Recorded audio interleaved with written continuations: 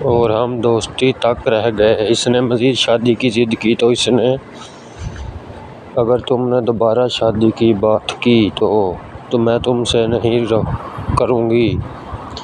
میں وہاں چپ ہو گیا اور ہم دوست بن کر رہنے لگے، ایک دوسرے سے ہر بات شیئر کرنے لگے۔ ایک رات ہماری فون پر بات ہو رہی تھی۔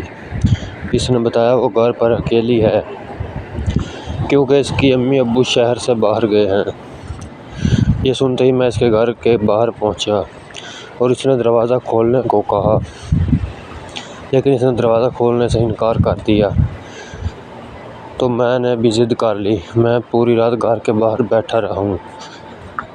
گھنٹوں ضد کرنے کے بعد آخر اس نے دروازہ کھولا، لیکن آج مجھے اپنی ضد پر بہت پچھتاوا ہوتا ہے۔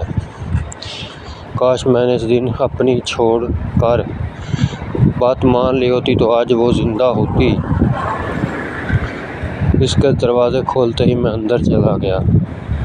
وہ بہت پریشان اور گھبرائی ہوئی تھی۔